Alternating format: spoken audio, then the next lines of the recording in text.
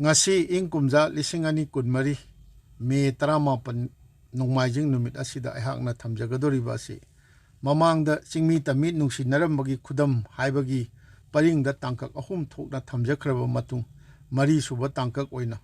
Manipurna Bharata tillaba matungda khwaidagi ihan hanbo oina Bharat lengaki mayokta lepna nabagi damakta aikoigi 1964 gi November 24 da linkhatlaga Thorakpa Yawol Iholup United National Liberation Front akoigi UNLF haina khangnaba lup asigi matangdani masibu tabiribsengi mafamda sanathongi manindra konsam aihakna hanbada noruksabaga loinana aihakna khangjaba wafamsing Manipur amasung masiga mari lenaba aihakna khangjaba wafamsingbu maru oina hauraiba naharol singa khangmi najanabagi pandamda khwaidagi samjaba aihakna khangja haijaba mawongda hangdok chariba YouTube ki channel asibu khwai mayamna akoigi subscribe tawidana like share tawidana akoigi pungning thawat piru thawat piu haina su nolukna haijari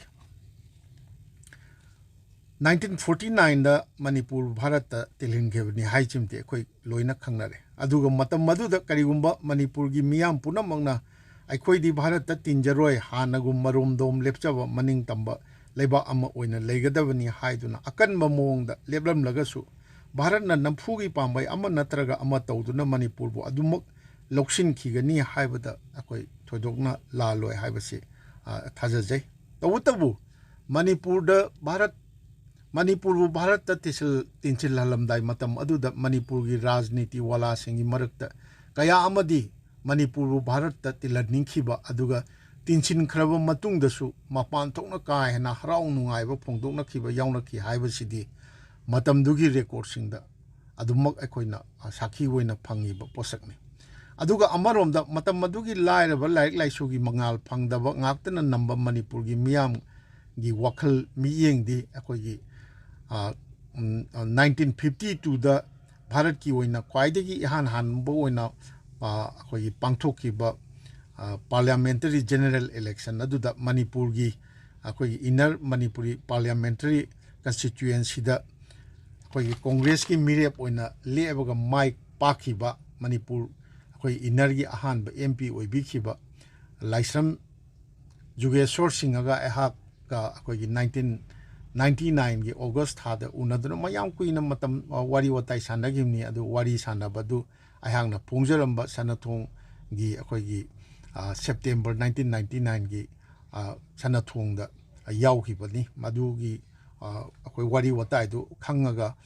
matamduda leiramba miyamgi wakhal miyeng si akoi laina khangba ngami mangna haibirambada ai quote tawjage matamdugi miyam lairik laisu hainaba natte ningthau palingagi mathong huktaba potlum kayadagi komthoknaraktuna miyamgi oiba rajniti haibasi karino haina ngakna khiba matangnina rajniti gi lusingba singna ngangba sakpa kayada munna tasinna khiba ngaktani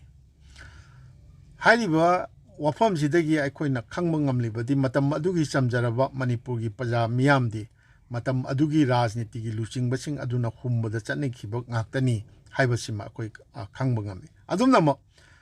makhoina su Manipur da ningthaugi leingak leibadi pamde haibasimadi 1952 da pangthokki hariba India gi ahanba parliamentary general election aduda akoi Manipur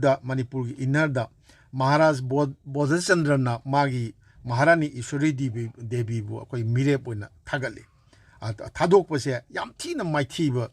pigi nangkiba maduna su akoi gi Manipur gi miyamna Manipur da ningthaugi leingaksi haide ningthaugu mari leinawase ipam pamnadi haibasi mayek sengna tai adu hojikti 1949 da Manipur bu akoigi namdunabu orebsu natraga yaningnabu orebsu Bharat ta tilankre haibadi simadi akoigi puari oire kakningai leitre masida aikoina hojik hangatna yenglaga nainaba yaribadi Bharat ta tillaba Manipur bu Bharat na makoigi haibadi Indian Union gi manung chanba state ama oina aduga Manipur gi miyambuna Bharat ki praja oina lawibagi mahutta Manipur bu Bharat ki loilam oi ama oina thambirakhiba karigino haibasine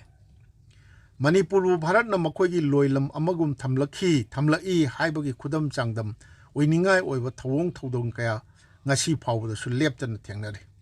adugumba thengnariba kaya adudagi thamoida thorakliba wahangdi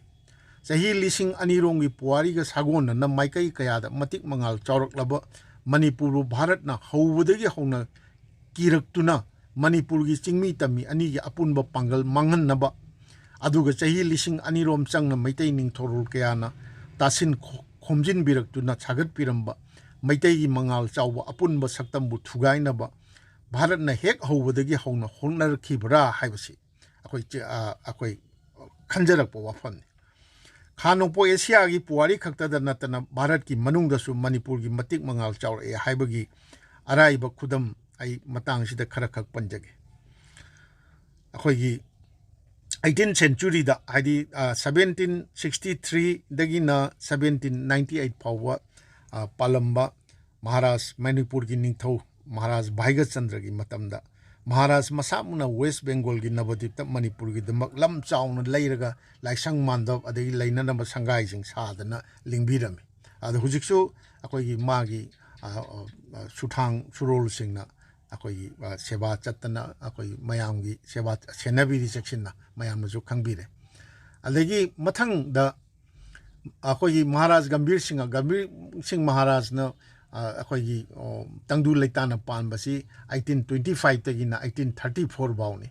mai sana akoi Maharaj Gambir Singh gi matam masida ju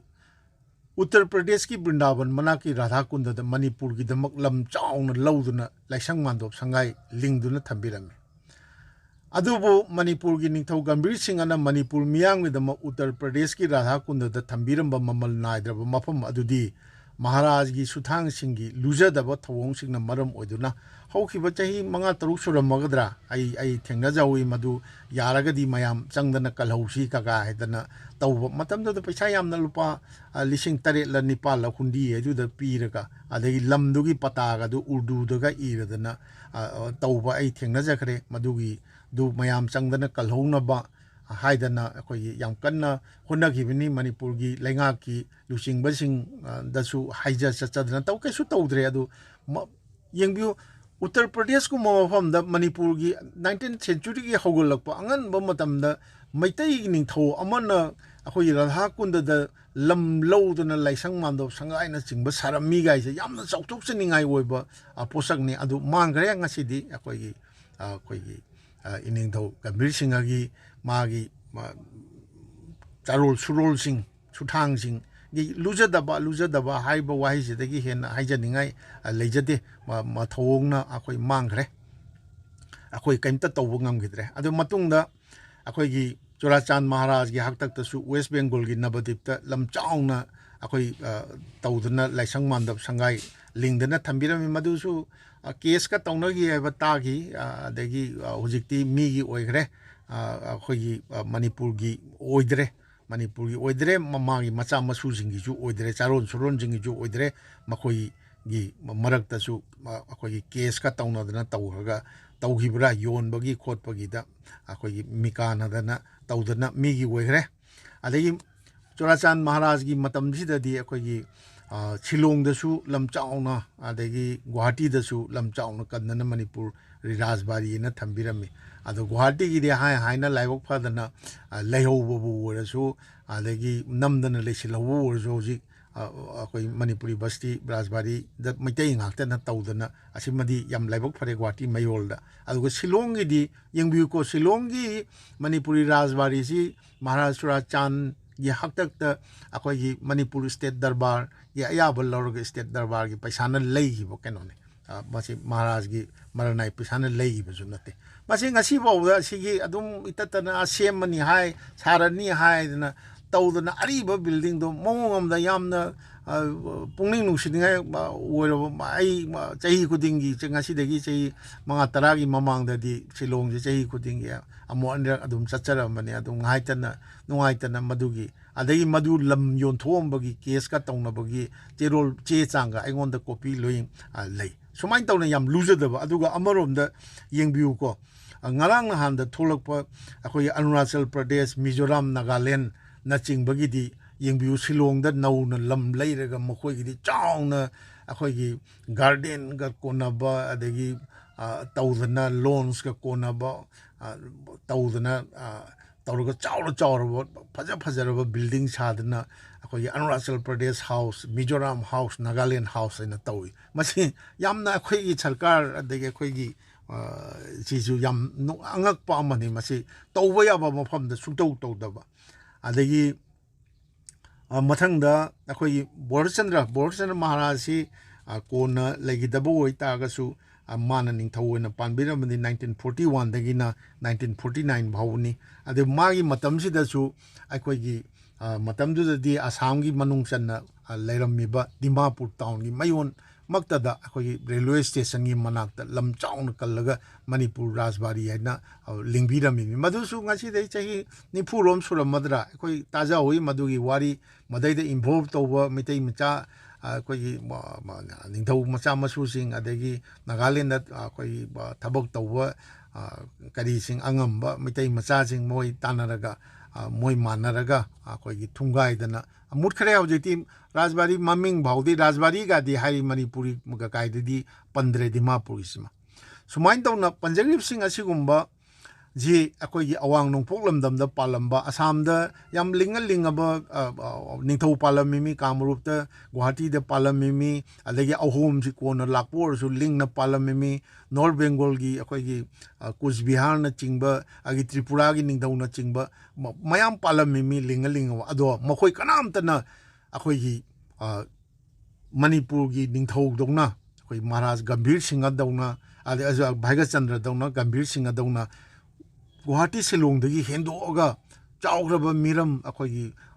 Bengal da West Bengal da ade Uttar Pradesh da lamga lawduna tarambase kanamta akhoi ngamam tawnaramdaba posakni masi yam atangba akhoi yam chawthokchaningai oiba posakni masi mak Manipur na masagi thoidoklaba culture gi pukaidagi hendoktuna hena matik mangal chawrambagi mayek laraba khudamni haiba akhoi da haibada akhoi haimanba tholoida wafamni Haribasing asigi mathakta Manipur gi khwaidagi thawraba ningthau akhoi Garib Niwas the Great kaina akhoi haijaningi akhoi pamhaiba 1709 dagina 1748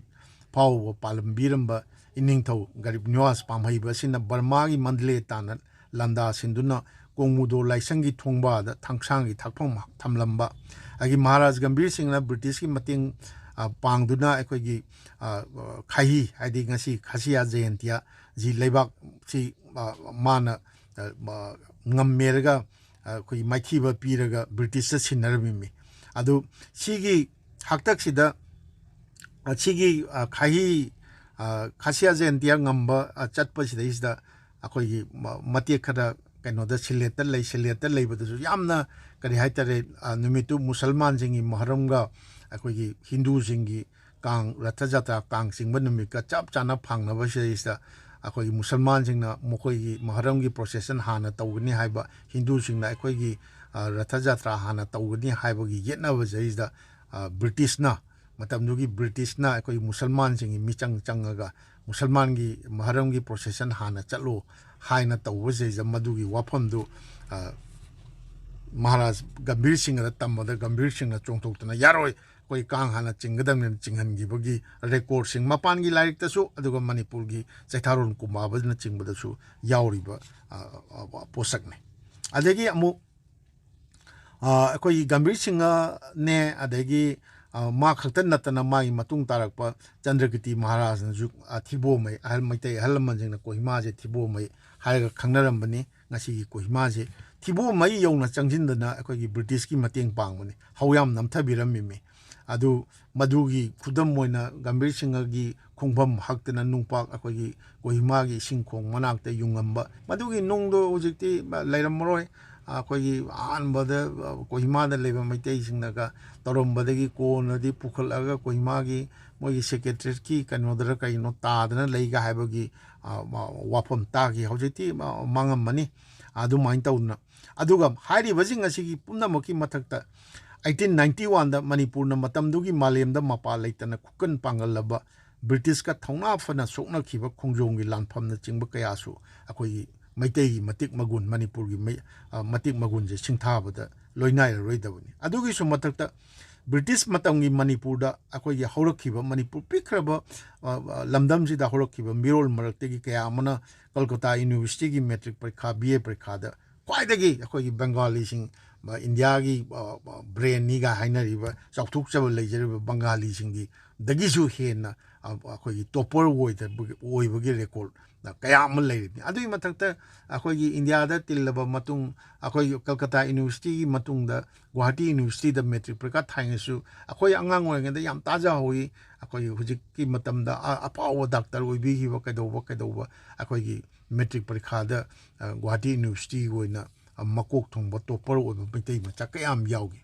asigumba matik mangal kaya masada mahusana loina jaraklaba Manipurna Bharat tillaba kanda Manipur masa singna Bharat masa singdagi hiram khudingmakta hengat thoigar khradi Bharat ki chauthok chaba napal haibadi Bharat ki moi ego sokani aduna Manipur gi chingtam ani gi apunba pangal amasung Meitei gi apunba saktambu thugai hodaba yade haibasi Bharat ki lusang bisingna tasengna makki khankhibra haibasi hojiksu aduga hujiksu madumana khallibra haibasi Manipur na Bharat tillaba matamdagina ngasi phawda tarakliba akoina taraiba thengnaraiba urakliba thong kaya dagi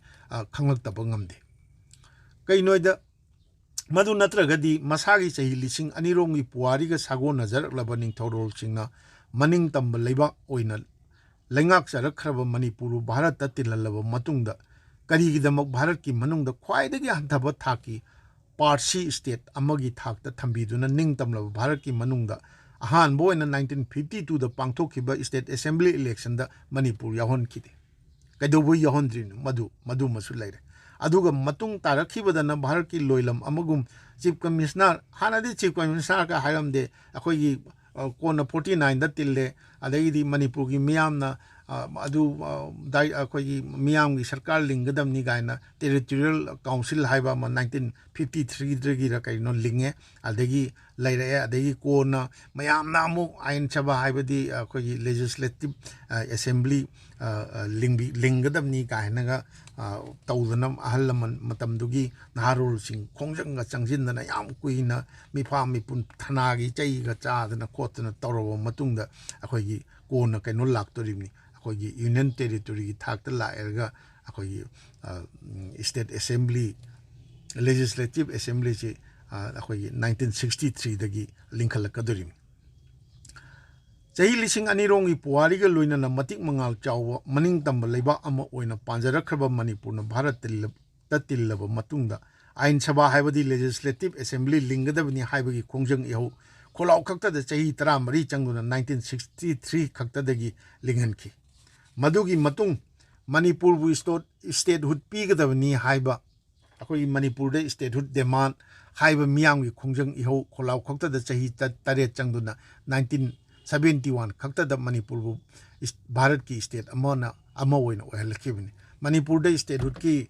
demand gi kaino sidi strike kari tawba chara henba hunger strike rally na chatpasi akoi yaure yam thwa yauna akoi matam do 1969 70 69 je ai akoi class 8 tamme akoi maikai gi akoi lekai khurai konsam lekai gi adagi angom lekai khurai angom lekai gi adagi kangla sangom sang kangla sibai adagi gi akoi gi maru mapang sing thongam lekai gi laisam lekai maru mapang mayam ma akoi strike tawrimni gaina tawdana kaino tori akoi hunger strike tawrimni gaina kangjai bungdaga tawba yaure madugi pharimni gaina pharaga jail da thamimi gaina palel gi kaino karino matamdu karino khangde ja hoi lampak achouba ma da achouba sangjang achouba lei kari gido kari sangno madudi ningjingdre madai da jail ni gaina thammi adu tawga yaure akoi gi Manipur gi statehood demand chidi akoi yang phajana khang yaure adu 1971 da akoi Manipur bu akoi statehood phanganlim adagi amo Manipuri loan ji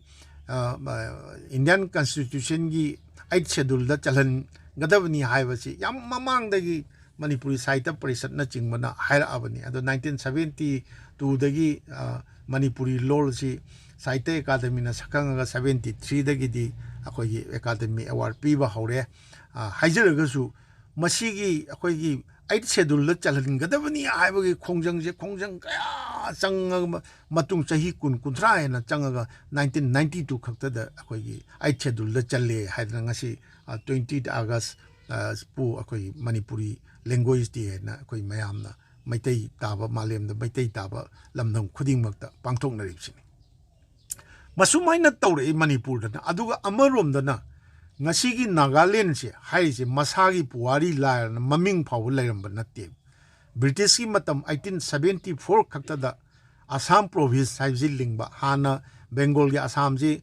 Bengal gi governor gi makhada lairamimi adu 1874 khakta da Assam province ji khaidor aga adugi amuk chahi taret ki matung 1881 khakta da Naga Hills district haiduna semlakhibni adagi masigi lamda masida lairiba mioi kamlup sing asina amu amaga lon phauna basu nate Kanglup amagi khulda amana landaraga maru oina angang poktuna mama oiraklaga kanglup ki mising hengat halakpa yaba nupi gi mangak kaklaga hena lemnaramba kanglup ngakta oirambani haji Nagaland gi kun ngasi gi Nagaland gi kun jingje amaga ji landa sanaraga mi mangak kakpa mangak singdu tawraga trophy oina mangmak yamna kakpa ngamagana akoigi lemnaba ijat phangnaba adugi marakta mangak kakpa sidai nupi gi mangak kaaga di hena lemnar mi ga habagi channabil masi larik singda yawbani aina taraga pai hajin banate akoi mapan lamgi mi na iba adagi kari larik singda adum yawjaba posakne aina hapet panjabagi wani adumba ngasigi Nagaland manungda Naga Kanglup ki mioi singna Kanglup amaga landanaraga angamba mi makok kaknaramagi Thadou adu Kanglup kharagi maraktadi 1969 bawa haidi 1969 ji kaya kui gidrabano ado 69 bawa chathanambagi record adum hojik phangi adugumba Naga singi marakta anouba jukki mangal phangnaraba kharana British na saugat piraga akoigi British na mateng pangaga 1918 khakta da adwai khakta dagi Naga club haiba ama Kohima da linkhalakpani adaidi Naga integration gi kainoje hawrakadorim adugumba Assam manungi Naga Hills district akoigi 1881 khakta da likhatpa Naga Hills district asina Bharat ki manungda yengbiu ko 1963 gi December 1 da Bharat ki taratruk 16 akoigi state oina akoi thakta chingkhakhrim chi yengbiu madugi Thadou do Manipur gi Bharat na Manipur gi mamu thudek na bugidama atamnana tawkiba thong ni haina lawdaba sungong ngamde adubo amaromda akoina tamjaningai de ngasi gi Nagaland yengbiu akoi somdana londa lon mayang gi adu ngangba Sanskrit Bengali adu tawba yanba gaina tawri ko mi gi Naga gi integration da ngasi di Naga mo oibgi chawthok sabase Nagaland manung khakta natana Manipur yokhilaga Manipur da leiba Naga gi kanglopsu Nagaland da leiriba adagi atai mapanlam da leirisu ai Naga ni haiba we the Naga akoi Naga ni haibagi chawthok chaba poe adu moigi fauna lon oina yengbi ko broken Hindi akoi broken Assamese broken Bengalis yam kuidringai matam dagi develop tor ngasi Nagamis Naga amana Naga macha amana Nagamis ngang chawthok chaba tawduna adu main tawkhre aduna ngasai yamna momong sadana leiramba adubu lai so haiba akoigi kharana tawraga Naga club Naga gi integration gi ihogi matang la erga kari adugi wari dudi khwaina su khangbiram yai matung khudong sabada zu matang sarga di madom gidda su thamjage khangjaba jingdu adu main tawna laga 19 yengbiu dana chahi lising ani leiramba gi itihas ka sagonana lakpa Manipur na pura statehood phangadabani heba demand tawuda yengo 1971 da phange aduga Naga jing akoigi Kanglup ama apunba Kanglup ama wena su leiramdaba maming su lamgi maming su leiramdaba adugumba Nagaland na 1963 da India gi state ama wena changakpa haibse मतमदुगी Bharat लेंगाकना Manipur की ममू थुदेकनबगिदमक अतमनन तौगिबा थौओंगनी हाइबसे लौभम मक थोई हाइबसे आइदि हाइजनिंगी अदुमाइना तौगिबा थौओंग अदु मतमदुगी मणिपुर दा like लाइसु हाइबगा लोइनना Manipur इमाबु नुंगसिजबा नाहा हल खाक्तबा मियोइसिंगी मफमददी मागी थमोइदा तासोन थिनबगुम सोइदनमकी थोंलाउंगी थाइजे अखोइ मक्सु मतमदुदा अखोइना ज्ञान ताब अहल लोइगरा नहा होइगरा अहल लोइगरा ज्ञान तारब मी होइतारदी सिब नाब कीदबखै अखोइ चोंथोकनिंगनी अखोइ इमा लेबाक मणिपुर की दमकता अदुगुम्बा भारत की लुजदब मणिपुर बु मुल्लसनु मतागुम अतमनन करेम नखिब थौंग अदुना मणिपुर दा अहानबो ओइना भारत की मायोक्ता लेपनबगिदमक 1964 की नवेंबर कुनमरी दा मतमदुगी इमा मणिपुर बु नुक्सिजबा चिंगमी-तम्मी नाहरोन सिंह पुंसिलगा United National Liberation Front UNLF थोरखिबनी हाइबसी आइनि थाजजबनी मणिपुर भारत न मसागी लोइलम अमा ओइना थंबिरई हाइबगिदी मणिपुर दा 1968 की लिंगलगा 90s की परिंग भावदा अखोइ याम मपान फना लिंगलंबा अखोइ नाहरोल सिंगी लुप पान मणिपुरी यूथ लीग न मखोई कुनमंगा सुब मपोक कुमोन 1996 ता फोंगबा अखोई अचुम्ब रेकॉर्ड सिंग द युम्फम होइबा लाइरिक अमा मियांगीदमक मणिपुर मियांगीदमक फोंबी ममिंग न भारत की लोइलम मणिपुर हाइना कौई हाइरिबा लाइरिक सि पारगा भारत न मणिपुर जिबु कया मखोई लोइलम ओइना करम माइन तौना ट्रीट तौरंगे से यामना मधु पावदा अखोई एक्टर थम्मोइसी याम सोकपजाने यामना भारत सी एनी टाइम द सिंगना निंगबगी वखल पोपजाने अदो पोंगनिंगाई ओइबा लाइरिकनी अदुगा मणिपुर द 1964 द लिंगबा UNLF तगी हौरगा 90s की परिंग की मतम फाउद मणिपुर भारत की लोइलम खुबाम नुंगदगी सिंथोक्तुना हानगी निंगतंबगी सक्तम अमुक हंजिन हन्नबगी पांदमदा चोंथोंगनरखिबा तोंगान तोंगानबा यावोल इहौलुपसिंगी मतंगदना ngasi लायोइबी खरे इकाई खुमनजरबा पाउमी इयाम्बा अखोइबुसु अदुम मनाउदोंना लुना तौबिरमनी फंजाउबम तरापोरना इबीदुना 1993 दा अखोइ Vikas publishing house New Delhi न फोंगबा insurgency movement in north east India कौबा ममल यामलबा फोटोसिंग यावबा अचौबा लाइक अमगी मथक्ता अखोइ ngasi मक इम्फाल की दा अखोइ नुंगथिल दा नुंगती की फोंगबा पाउसे कांगला पाव की एडिटर ओइबिरिबा इकाई खुमनजरबा मरुप हाइजब तारे अखोइ पाउमी की सिनफमददि आइंगोंदगी यामना सीनियर ओइतारगसु अखोइ यामना लुना चाना तौनजबा इकाई खुमनजबा मरुप पाउनम लबंगो मंगांग ने इदुना 1996 ता अखोइ लाइक कांगलाइपाक ता revolution and account of insurgent movement in Kangleipak 1963 1996 हाइदना लाइक अमसु लेरे हाइरिबा अखोइगी लाइरिक सिंग असि पारगा अखोइगी मणिपुर दा लाखिबा लालौ अखोइगी लालौ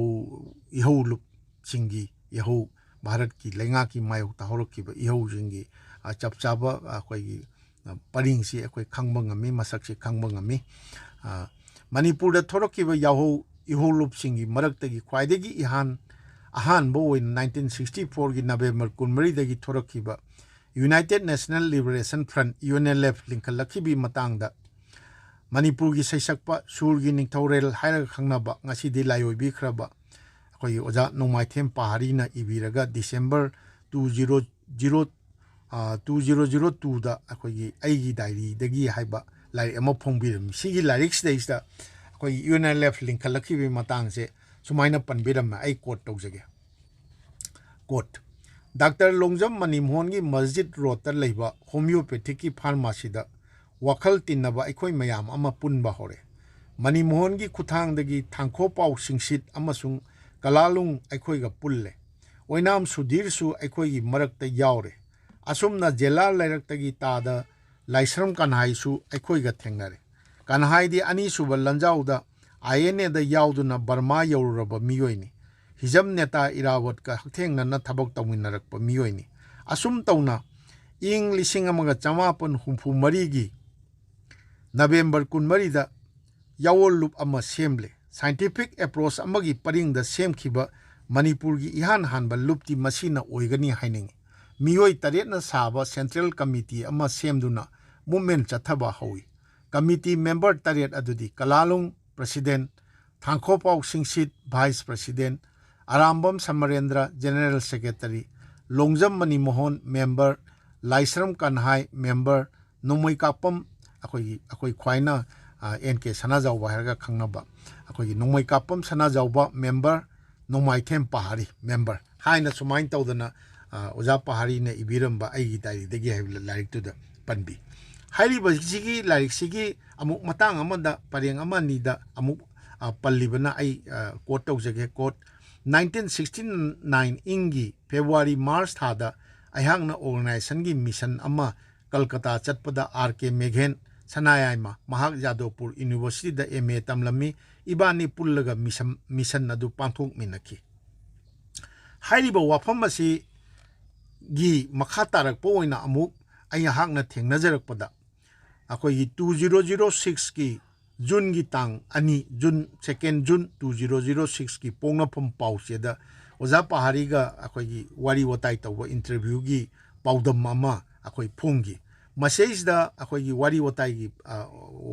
jiki pongnapam June 2nd June 2006 ki pongnapam da phongki ba Oja Pahari na panbirami se aina ihan hana akoi gi yawluki maikai degi Arm movement ama purakna bagi damakta Kolkata da leiba Pakistan gi High Commission da chalui aduga hai ji adumain tawna panbirame adui matungda Oja Pahari ji akoi October 18 2006 da akoi nongapi bikibani madu October 6 2006 da Oja Pahari na hek leikhidabaga nonganba akoi 19 June da akoi matamduda UNLF ki chairman oibiba ngasidi akoi mayamgi marakta phongna leibiraba ikai khumna jaraba RK Sanayaima Meghen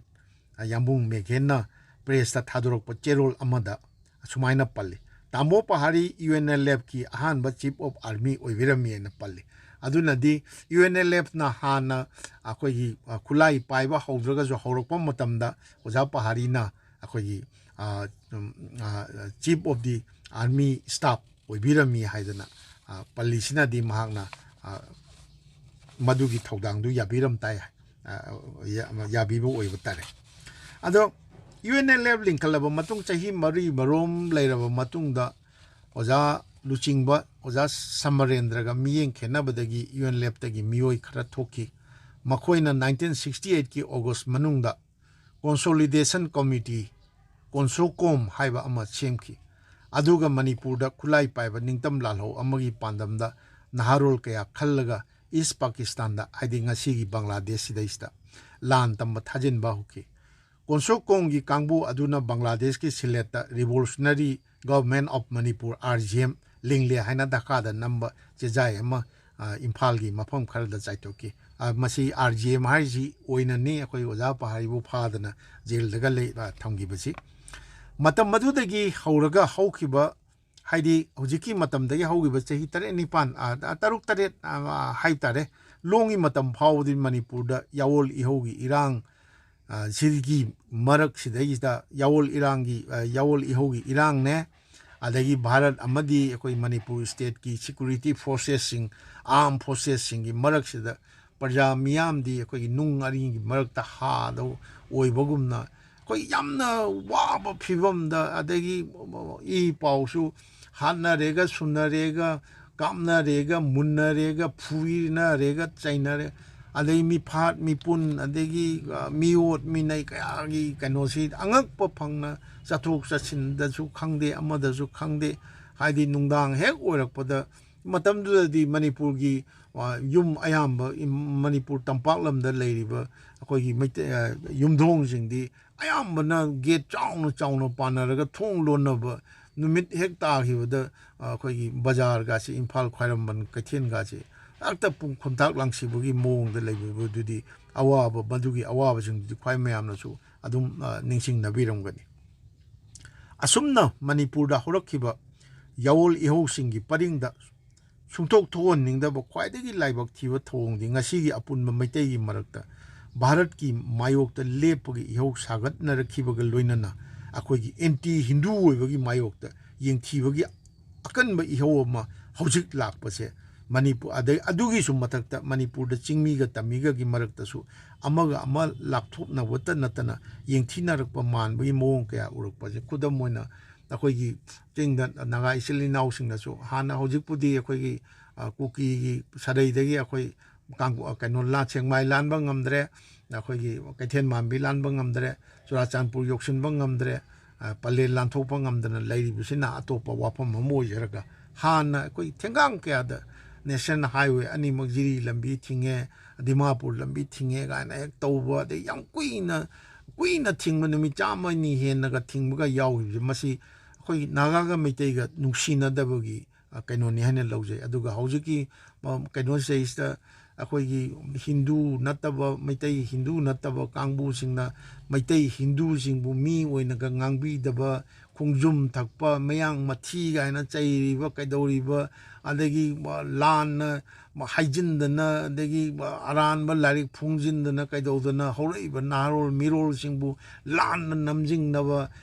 ꯑꯗꯒꯤ ꯍꯦꯛ ꯍꯤꯟꯗꯨꯒꯤ ꯑꯣꯏꯕꯁꯤꯡꯕꯨ ꯍꯦꯛꯇ ꯇꯥꯊꯤ ꯇꯥꯑꯣꯏꯅ ꯇꯧꯅꯅꯕꯒꯤ ꯃꯑꯣꯡꯗ ꯇꯧꯔꯤꯁꯤꯁꯨ ꯃꯁꯤ ꯌꯥꯝ ꯊꯣꯛꯍꯟꯅꯤꯡꯗꯕ ꯊꯣꯛꯐꯝꯁꯨ ꯊꯣꯛꯇꯕ ꯑꯩꯈꯣꯏꯒꯤ ꯙꯔꯃꯒ ꯔꯥꯖꯅꯤꯇꯤꯒ ꯍꯥꯏꯁꯤꯗꯤ ꯌꯥꯝꯅ ꯇꯣꯈꯥꯏꯅ ꯂꯥꯏꯅꯤꯡ ꯂꯥꯏꯁꯣꯟꯒ ꯔꯥꯖꯅꯤꯇꯤꯒꯁꯤ ꯌꯥꯝꯅ ꯇꯣꯈꯥꯏꯐꯝ ꯊꯣꯛꯄꯅꯤ ꯑꯗꯨ ꯇꯧꯗ꯭ꯔꯦ ꯑꯗꯨꯒ ꯑꯁꯤꯒꯨꯝꯕ ꯀꯌꯥ ꯑꯁꯤꯃꯛꯁꯦ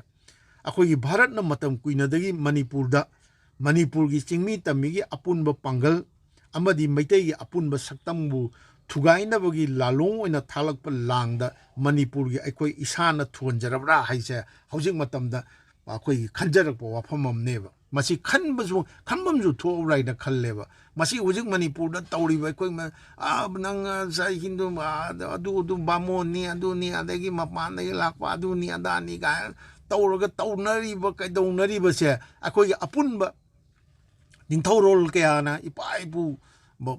ꯑꯩꯈꯣꯏꯒꯤ ꯋꯥꯡꯉꯨ ꯂꯣꯟ ꯆꯦꯟꯕ ꯑꯁꯥꯟꯕ ꯃꯤꯠꯌꯦꯡ ꯑꯣꯏꯕ ꯅꯤꯡꯊꯧꯔꯣꯜ ꯀꯌꯥꯅ ꯑꯩꯈꯣꯏꯒꯤ ꯁꯦꯝꯒꯠꯄꯤꯔꯝꯕ ꯃꯩꯇꯩꯒꯤ ꯑꯄꯨꯟꯕ ꯁꯛꯇꯝꯁꯦ ꯉꯁꯤ ꯀꯥꯏꯔꯦ ꯃꯁꯤ ꯀꯥꯏ ꯇꯥꯔꯒꯗꯤ ꯑꯩꯈꯣꯏꯒꯤ ꯄꯥꯡꯒꯜ ꯀꯗꯥꯏꯗꯒꯤ ꯑꯄꯨꯟꯕ ꯃꯅꯤꯄꯨꯔꯒꯤ ꯄꯥꯡꯒꯜ ꯀꯗꯥꯏꯗꯒꯤ ꯂꯥꯛꯇꯣꯔꯤꯕ ꯑꯁꯤꯅꯤ ꯑꯗꯨꯅ ꯑꯁꯤꯒꯨꯝꯕ ꯀꯌꯥ ꯑꯁꯤꯅ ꯑꯇꯣꯞꯄ ꯋꯥꯐꯝ ꯑꯃ ꯑꯣꯏꯖꯈ꯭ꯔꯖꯅꯨ ꯑꯩꯅ ꯉꯁꯤ ꯊꯝꯖꯔꯤꯕꯁꯤꯗꯤ ꯑꯩꯈꯣꯏꯒꯤ UNLF ꯊꯣꯔꯛꯄ ꯍꯥꯏꯕꯁꯤꯗꯩꯁꯤꯗ ꯌꯥꯝꯅ ꯄꯦꯟꯖꯔꯤꯕꯁꯤ ꯀꯩꯅꯣꯗ ꯃꯁꯤ ꯂꯤꯡꯈꯠꯂꯛꯄ ꯃꯇꯝꯗ ꯑꯩꯈꯣꯏ ꯀꯂꯥꯂꯨꯡ ꯍꯥꯏꯁꯦ ꯀꯂꯥꯂꯨꯡ ꯀꯥꯃꯩ ꯍꯥꯏꯕꯅꯤ ꯑꯩꯈꯣꯏꯒꯤ ꯃꯅꯤꯄꯨꯔꯒꯤ ꯅꯥꯒꯥ ꯃꯔꯛꯇꯒꯤ ꯑꯩꯈꯣꯏ ꯀꯕꯨꯏꯅꯤ kabui naga amana president ꯑꯣꯏꯔꯒ kuki kamputagi thadou macha ꯑꯩꯈꯣꯏꯒꯤ Thankhopao Singsitna vice president aduga Meitei macha Arambam Samarendra na general secretary ꯑꯣꯏꯔꯒ 1964 days tholakhiba je matum aduai phawdi Manipur da Chingmee-Tammee gi marakta Meitei naga kuki khaidana amatta oiba thamoi gi achetpa nungsi chanabagi marina punminnaduna Manipur imagi yaifannabagi damak punna manglan sagat minarami haibasi si ai khangjabada yamna penjaba nungaijabaduni tasengnamakkisu Manipur da UNLF thorakhibada Manipur gi naga kuki Meitei ahumak punna thodang yaminaramba asisu iramdam masida Chingmee-Tammee nungsi chanarami haibagi mayek laraba khudam amani masini aina ngasi maru oina thamjaningbase ada matang asida ngasi gi oina di losinjage aduga mathangi tangkaktana aroiba sathajariba akoigi Chingmee-Tammee nungsi narami haibagi khudam haiba seisgi paring seisda aroiba saruk oina manga subada akoigi oza Arambam Samarendra na haidi UNLF ki luchingba oibiramba Arambam Samarendra oza Samarendra di mayam kwai mayam na khangbirudni aibani prelike ni adu madi mana akoigi Imphal Turel Maril da na yamna nungsiba wari macha asengba khungsat amada yumpham moiba wari macha ama thambirami madugi wari macha da mahakna matamdu da hanadagi hongna akoigi Manipur da thomjilla kuki singna akoigi refugee oina Burma romdagi kadai dagi changjil haibachimadi akoigi mamang 1950s gi matamdagi hawraga late 60s bawa Manipur state na kanonda center da iba adagi Manipur state manungdasu SDO SDC singna akoi secretary ta irakpa chithi cherol sing kari sing akoi Kuki refusing ni maramda mogi rehabilitation gi kadagi lefam jabam gi kari gi na chingba warol panba akoi document mayam ama leibanina adum taksarba posangne adubu oja Samarendra gumba matamdu de laik laisu hairaba MA ni oja kaino se oja Samarendra si adu मखोई गुम्बा अमनसु अदुई मथक्ता India की मथक्ता अखोई लाल हौ मणिपुर की दमक लाल हौबा अमगी लुचिंगबा ओइरे इबा मी अमगी मियंग the अदुम्बा cookie सिंगना चंगजिल्लक पजिंग the कयामु यामना नुंगसीने येंगमगे हाइबसे असेंगबा वारी the युमफम ओइबा वारी मचादु अरोइबा सरुक ओइना मथंगी the आई पाथोकसगे अदुना ngasiगी ओइनादी मतंग असिदा अखोई लोसिनजगे अदो ताबिरिबा ख्वाइगी मफमदा aihagna amukka hanna nolukna